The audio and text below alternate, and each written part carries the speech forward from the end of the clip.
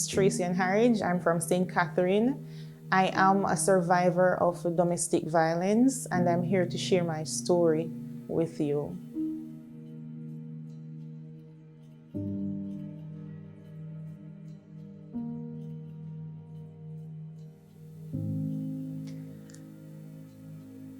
The day when God gave me a second chance at life, that was the day when I almost died. And how it happened was I was in a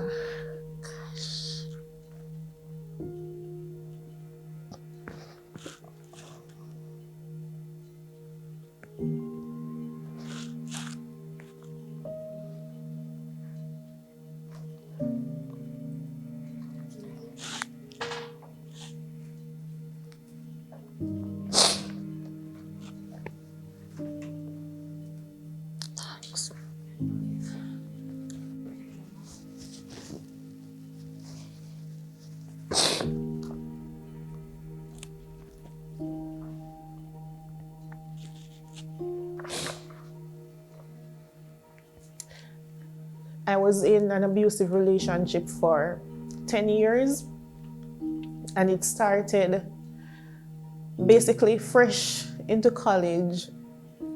I met this so-called gentleman.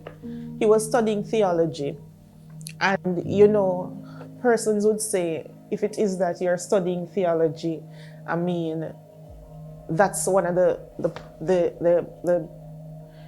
quote-unquote professions that persons would want you to date. So the pastors would be one of them.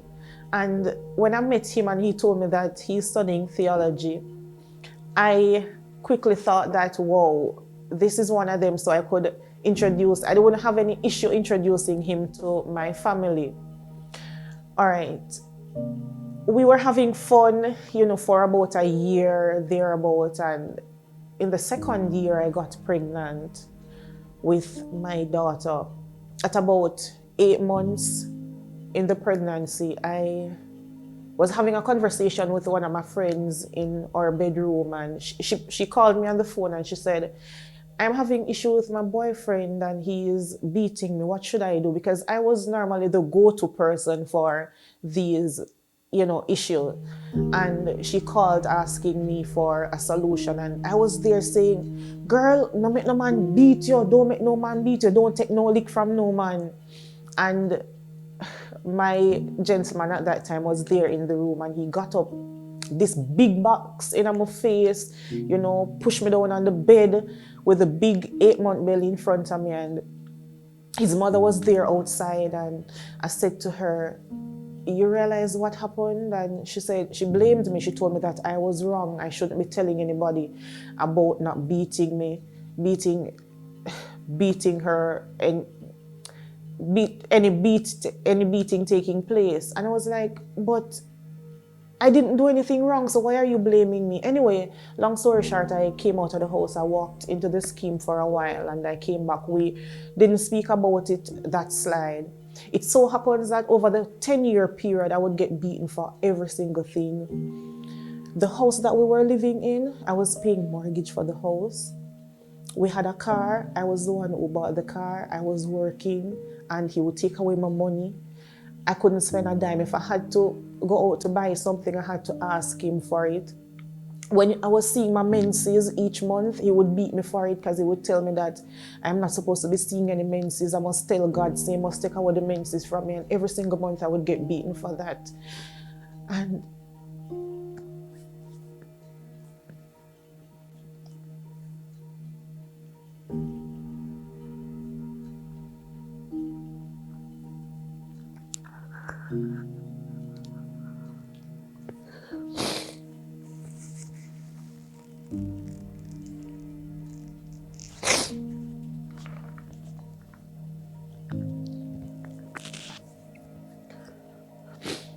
I could tell.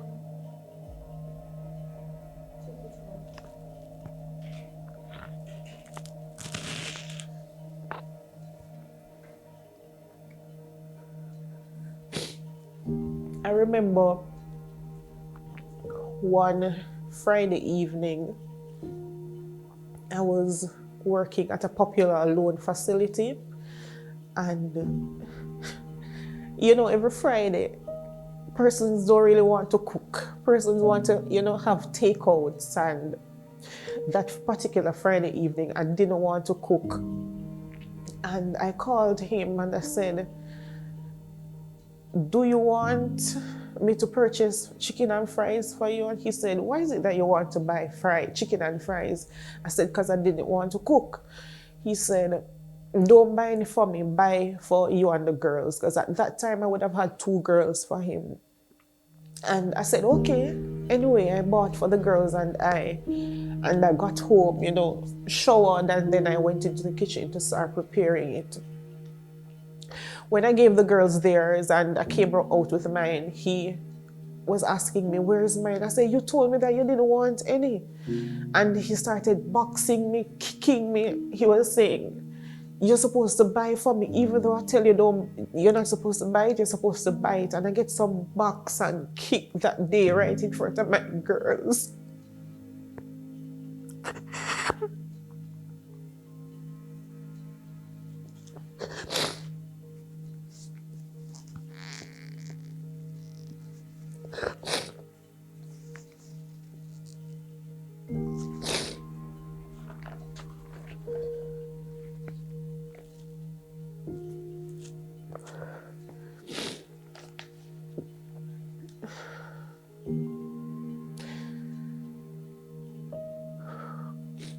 I'm going to share one more with you as well.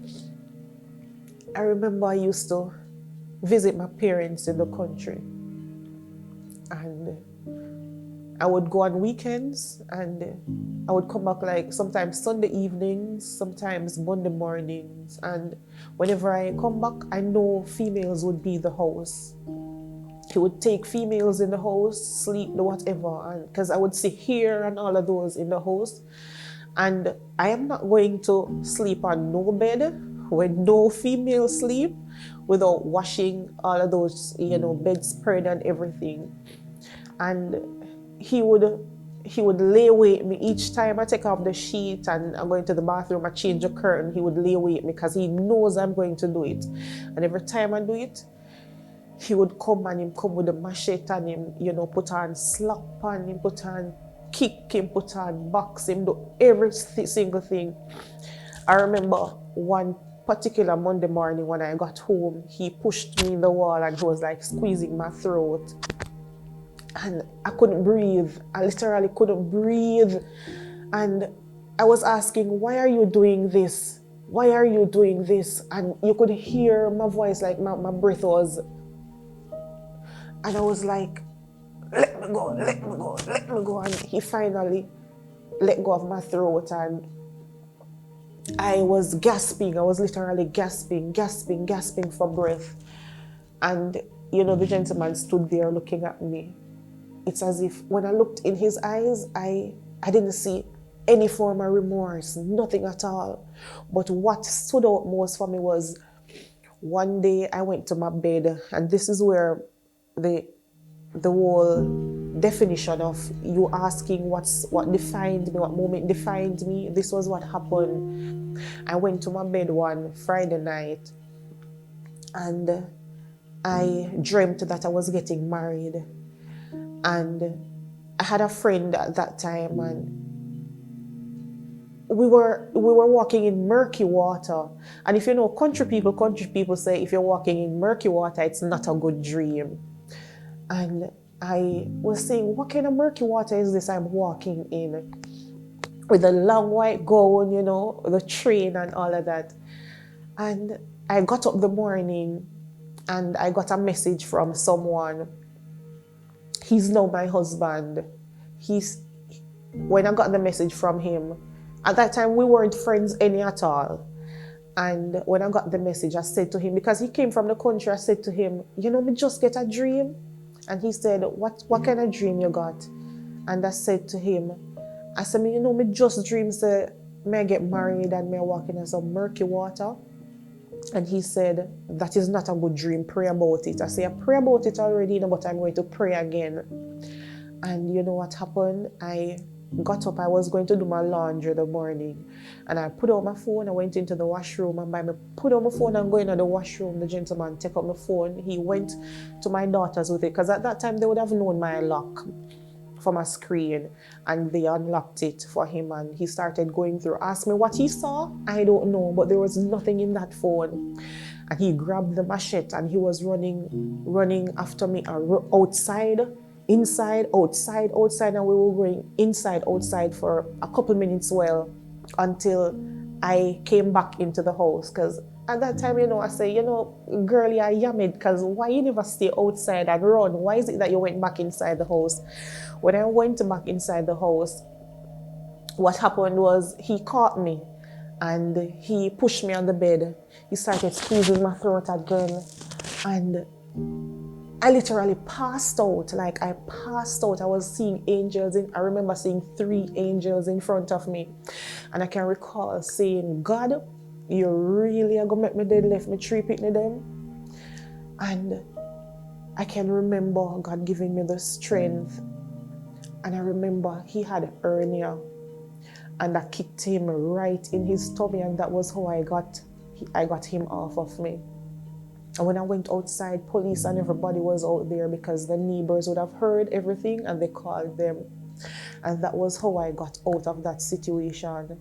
And I believe that moment defined me, because God gave me a second chance for something. It's for a reason. And I believe that reason is why it is that I'm here. He sent women of destiny in my life so that I can share my story with somebody out there who would one day realize that whatever situation that you're going through, it is not the end. What has been the biggest mindset shift for you in the industry? To be around persons who I can feel the love, and I believe that love is one of the most important things. When you are around persons who you feel the love, you feel the transformation, I think that's one of the biggest mindset shifts, because all along I wasn't feeling love. I thought I was feeling the love, but no, I wasn't feeling it until it is that I met Mrs. Shaw Lovell, Women of Destiny team, and I would have been going through these trainings, because I now realize that there is purpose within me, and these trainings have cemented that thought that I am purposeful and I will continuously to be purposeful. Who are you now? Without a doubt, I am her. I am her. I am healthy. I am ethnic, and I am revolutionary. And I'm smiling because it is indeed true. I have realized that help is here. And sometimes you might be daunted and you might be afraid of, what your outcome may be. But once it is that you get the right support, I know that you will become her as well, because revolutionary is here for you. And I have a poem to share with you, and it goes like this. Our deepest fear is not that we are inadequate. Our deepest fear is that we are powerful beyond measure. It is our light, not our darkness, that most frightens us. We ask ourselves, who am I to be brilliant, gorgeous, talented, fabulous? Actually, who are you not to be? You are a child of God. Your playing small does not serve the world. There is nothing enlightened about shrinking so that other people won't feel insecure around you. We are all meant to shine as children do. We were born to make manifest the glory of God that is within us. It's not just in some of us, it's in everyone. And as we let our light shine, we unconsciously give other people permission to do the same. As we are liberated from our own fear, our presence automatically liberates others.